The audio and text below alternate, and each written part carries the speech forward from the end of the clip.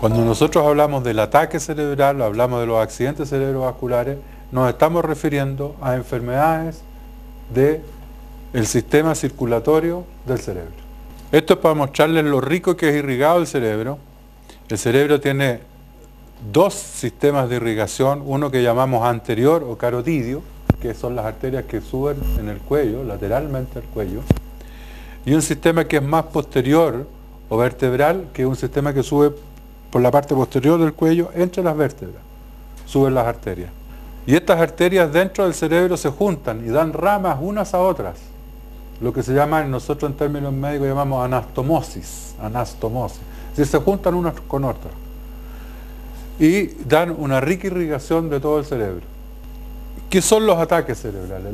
Los ataques cerebrales son fenómenos agudos en los cuales una arteria que está en el cerebro o va hacia el cerebro con su irrigación se tapa o se rompe. Existen las dos posibilidades en general. Uno puede tener problemas porque la arteria que iba con sangre hacia el cerebro se tapó y no llevó más sangre, o porque la arteria se rompió. Imagínense que se rompe dentro del cerebro. Esos son los dos grandes grupos de ataques cerebrales. A unos en términos médicos le llamamos isquémicos, isquemia significa falta de irrigación, y los otros le llamamos las hemorragias, ¿cierto? Es cuando se rompe la arteria y sale sangre. El fenómeno es un fenómeno que se produce en el cerebro y es producto de la alteración de la irrigación del cerebro. Este es el típico caso en el cual les estoy mostrando aquí cómo hay un coágulo que probablemente sale desde una arteria del cuello. Ahí se produce la enfermedad de la arteria, que eso es la ateroesclerosis, porque hay ateroesclerosis en cualquier arteria. ¿Qué es lo que significa ateroesclerosis? Significa que es la formación de un ateroma en una arteria. En la pared de la arteria se forma lo que se llama un ateroma. Y ahí es donde es importante el colesterol, porque esos ateromas normalmente tienen colesterol. La sangre fluye por la arteria, pero al llegar a esta zona donde están estos ateromas, ya no puede fluir en forma normal. Y al no fluir en forma normal, muchas veces la sangre puede armar un coágulo ahí. Y ahí producirse un trombo. Y ese trombo desprenderse una parte de él y ir a tapar una arteria dentro del cerebro.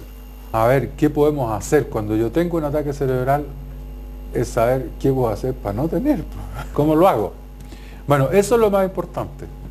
Y ahí ustedes se van a dar cuenta que no es tan distinto a lo que tienen que hacer para prevenir un infarto de miocardio. Estamos frente a los mismos problemas. Presión arterial alta es el factor más importante para los ataques cerebrales, tanto para las hemorragias como para los infartos. O sea, si hay algo que yo puedo hacer es ser ordenado, detallista en el manejo de mi presión arterial. Es uno de los puntos críticos y probablemente sea el factor de riesgo de los que yo puedo modificar el más importante. El tabaco es otro factor de riesgo muy importante y ahí no hay que modificar ni cambiar, sino es dejar nomás, no hay mucho que darle vuelta. Otro es la diabetes mellitus. Y el buen control metabólico de un diabético es mejor que un no control. Es mejor no ser diabético que serlo, pero si ya lo soy, es mejor el que está mejor controlado, tiene un mejor control metabólico que el que no lo tiene. Enfermedad de las arterias o carótidas.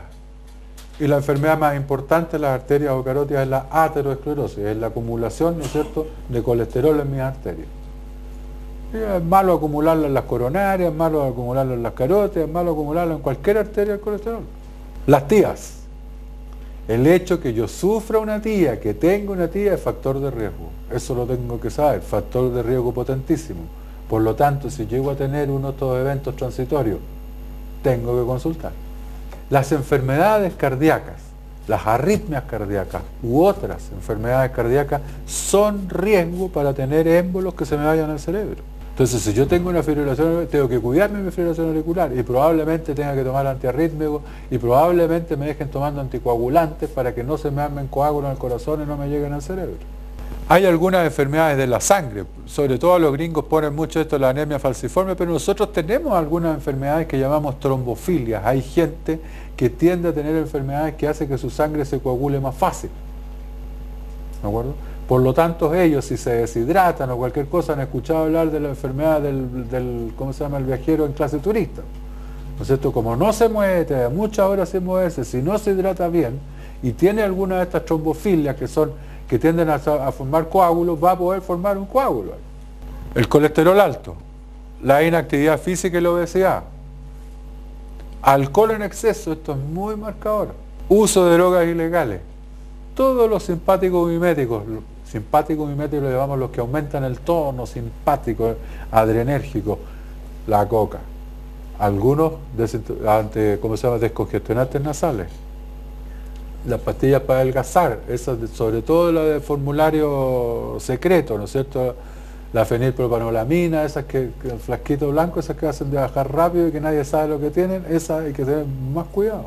Ahora viene lo malo, ¿cuáles no puedo controlar? La edad, no depende de mí. Podríamos jugar a trazar el reloj, pero bueno. El sexo. Se alega siempre que esta cosa que los hombres que tienden a tener más y tal, pero la verdad es que es muy poca la diferencia. Yo les diría que andaremos 48% de las mujeres, 52% de los hombres. No es un elemento importante la diferencia de sexo en quién va a tener más accidentes cerebrovasculares o no. Herencia y raza. Eso es algo que se ha discutido mucho, pero en general parece ser que los asiáticos tienden a tener más hemorragia. Y los anglosajones, europeos, tienden a tener más infartos. El otro elemento de riesgo que yo no puedo cambiar es cuando ya he tenido uno. El hecho de haber tenido uno es riesgo para tener otro. Y eso no lo puedo cambiar si ya lo tuve. Para yo disolver un coágulo en las primeras horas, en un infarto cerebral, yo lo necesito hacer lo antes posible. Porque si esa célula lleva muchas horas sin recibir oxígeno, esa célula se va a morir.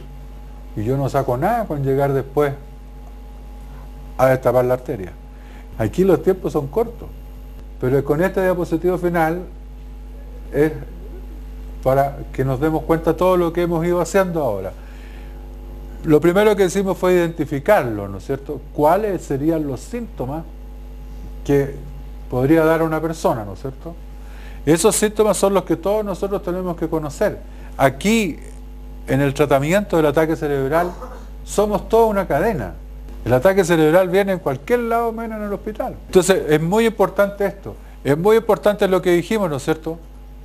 Vamos a llamar. Fue mi tía, mi abuelita, mi socio, a alguien le pasó algo, voy a llamar. ¿A quién voy a llamar? A un sistema de ambulancia que me lo lleve rápido. Y que lo lleve ¿para dónde? Para un lugar donde hay tomografía. No donde haya escáner, donde hay tomografía. Entonces, si no es porque nosotros como población sabemos reconocer los síntomas, sabemos de qué se trata, podemos actuar más o menos en forma adecuada, no vamos a ganar mucho con tener. Y esta es la típica imagen, ¿no es cierto? Llega a tener el escáner y este enfermo, yo muestro ahí ese puntito blanco ahí, es una arteria súper importante, que esa se llama la arteria cerebral media del cerebro, que está tapada, está blanquita porque tiene un coágulo adentro. Yo hago esto, que es una resonancia, y yo muestro que ahí esa zona en el medio de la resonancia que está blanquita es una zona en que ya esas células están sufriendo un trastorno muy severo. Yo le diría que lo más importante es tener toda la película clara y probablemente tenerlo antes claro, cuidarme antes, ver cuáles son mis factores de riesgo, cuidarme antes, porque probablemente eso sea lo más barato y lo más beneficioso, no tenerlo. Yo creo que terminamos aquí.